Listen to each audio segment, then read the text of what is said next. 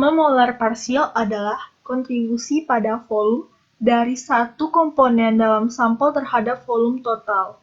Volume molar parsial pada suatu komponen, suatu campuran berubah-ubah tergantung pada komposisi, karena lingkungan setiap jenis molekul berubah jika komposisinya berubah dari murni A ke murni B. Ada 3 sifat termodinamik molar parsial utama, yakni pertama, volume molar parsial dari komponen-komponen dalam larutan. Yang kedua, entalpi molar parsial. Dan yang ketiga, energi bebas molar parsial.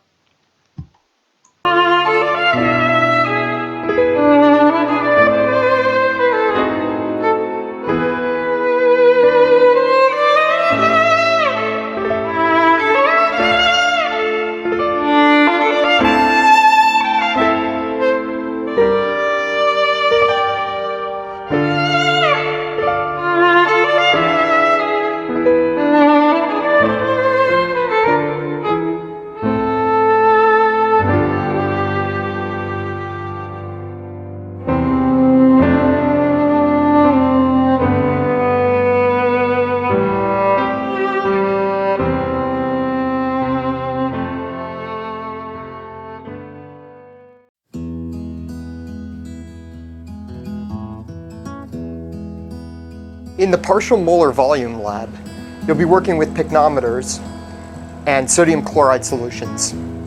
In the water bath, you'll want to make sure that the labels are attached to the volumetric flasks such that they will always be above the water, because if they are submerged, the labels may come off and float around the water, and then you won't know which solution is which anymore. To fill the pycnometer,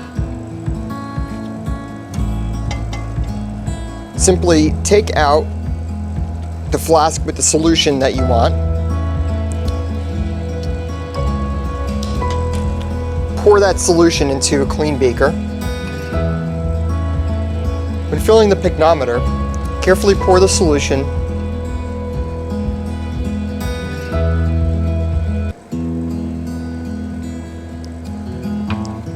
and if you filled it properly, when you place the lid on,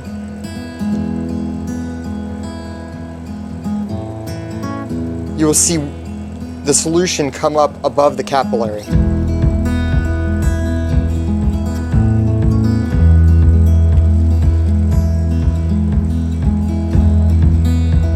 Wipe the outsides, but not the top yet, with a Kim wipe.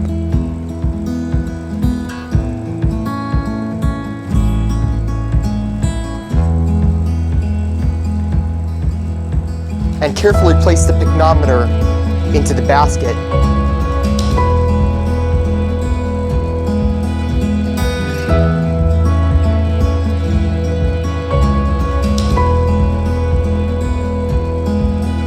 Being careful not to allow the water level to overtake the top of the pycnometer and dilute the solution via way of the capillary. When you are ready to take the pycnometer out of the basket for weighing, carefully but quickly use a Kim wipe to dry the exterior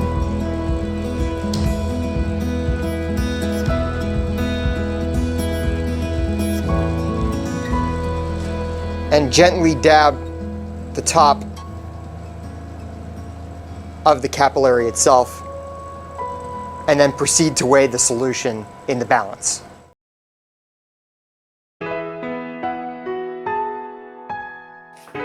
Hai, perkenalkan, nama saya Triksi Fedora Imagulo dengan NIM A1C1818077. Nah, pada hari ini kita akan membahas tentang volume molar parsial. Nah, volume molar parsial ini telah ditampilkan pada video sebelumnya, yang dimana cara pengerjaan dari volume molar parsial ini. Nah, volume molar parsial ini adalah salah satu praktikum dari kimia fisik, namun sayang sekali tidak dilakukan praktikumnya. Mengapa? Karena pada praktikum volume molar parsial ini kita memiliki keterbatasan bahan alat.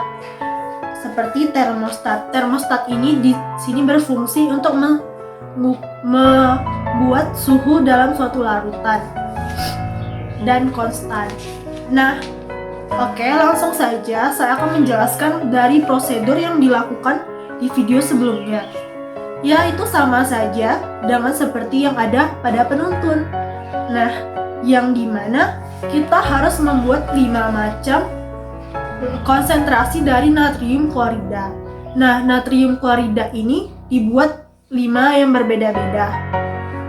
Lalu, yang kedua adalah setelah kita membuat larutan yang berbeda dari natrium klorida, kita menimbang piknometer yang kosong. Nah, piknometer ini nanti sebagai wadah di mana kita meletakkan tempat air dari natrium klorida tadi, larutan maksudnya. Jadi, setelah kita timbang, jangan lupa kita catat berapa ukuran piknometer masing-masing piknometer tersebut yang ada sejumlah 5 buah tadi. Setelah kita timbang itu, kita isi piknometer dengan larutan natrium klorida. Usahakan jangan sampai ada udara di dalamnya, di dalam piknometer tersebut. Setelah kita isi kelima-limanya, kita gantungkan di termostat. Termostat tadi yang berfungsi untuk mempertahankan suatu larutan dengan suhu tertentu yang konstan. Nah, di sini nih kita gantungkan 5 buah piknometer tadi. Itu kita gunakan suhu pada termostat yaitu 30 derajat Celcius. Dan kita letakkan paling bawah. Namun jangan sampai ada air yang masuk ke dalam piknometer tadi. Kenapa? Karena ketika airnya masuk ke dalam piknometer, maka pasti secara langsung konsentrasi dari natrium klorida yang sudah kita tentukan akan berbeda atau berubah. Lalu kita amati permukaan larutan di dalam piknometer. Apakah masih tetap utuh? Nah, nanti kalau misalnya dia ada yang berkurang, kita tambah perlahan-lahan di dalam piknometer tersebut. Lalu kita kalibrasikan selama 15 menit. Suhunya itu tetap 30 derajat Celcius. Nah, setelah kita kalibrasikan, kita harus mengeluarkan piknometer dari dalam termostat dan kita keringkan dengan kertas saring. Nah, kertas saring yang dipakai di sini adalah kertas saring yang tipis saja. Kenapa? Karena ini kita bukan melakukan penyaringan terhadap endapan. Nah, kertas saringnya ini jangan yang 51 Wetman, tapi bisa yang di bawah dari 51. Lalu kita keringkan dengan cepat. Kita ambil piknometer tadi, kita keringkan dengan kertas saring dengan cepat. Lalu kita timbang piknometer tersebut dengan neraca analitik. Yang sebelumnya kita timbang dengan neraca analitik yaitu piknometer kosong. Jadi nanti kita kurangkan dari piknometer yang ada natrium kloridanya dengan piknometer kosong. Jadi kita dapatkan berapa berat bersihnya. Lalu kita lakukan juga cara ini berulang-ulang kalau misalnya itu kekurangan 5 piknometer. Nah, pada video tadi sebelumnya mereka melakukannya secara langsung, yaitu 5 larutan. Kenapa? Karena mereka mungkin memiliki alat piknometer yang dapat bisa termostat yang bisa menggantungkan piknometer dengan banyak. Nah, kalau misalnya kita keterbatasan alat, ya misalnya cuma bisa memuat 2, berarti kita akan melakukan hal tersebut berulang kali. Ya. Baiklah, tadi sudah saya bahas bagaimana cara mengerjakan suatu volume molar parsial. Nah, saya akan membahas tentang pembahasan dari laporan volume molar parsial.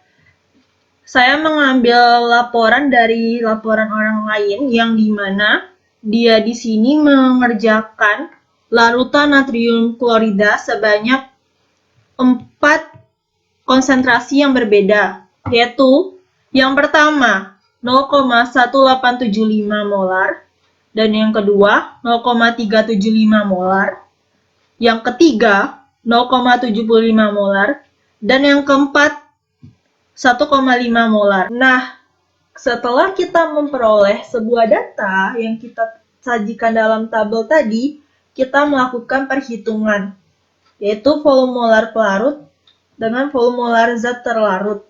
Nah, rumus volume molar pelarut ini sama dengan volume molar nyata ditambah dengan dalam kurung molal per 2 akar molal dikalikan dengan berat jenis larutan volume molar nyata per berat jenis larutan dalam akar molal tutup kurung. Sedangkan untuk rumus dari volume molar zat terlarut dihitung dengan cara volume molar zat terlarut sama dengan volume molar nyata ditambah dengan dalam kurung 3 akar molal per 2 dalam tutup kurung dikalikan dengan dalam kurung berat jenis larutan volume molar nyata per berat jenis larutan akar dari molal tutup kurung.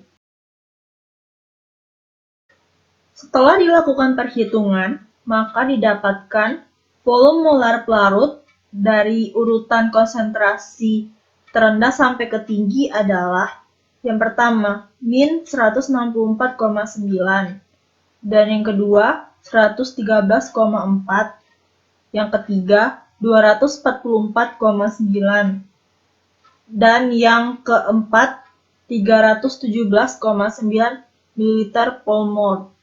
Sedangkan untuk volume molar zat terlarut diurutkan dari konsentrasi terendah ke konsentrasi tertinggi didapat 0,167 untuk yang pertama, yang kedua 343,6 untuk yang kedua, dan yang untuk ketiga 555,0 dan yang untuk yang keempat adalah 775,9 ml per mol. Berikut adalah hasil dari perhitungan diplotkan di dalam grafik. Silakan dilihat.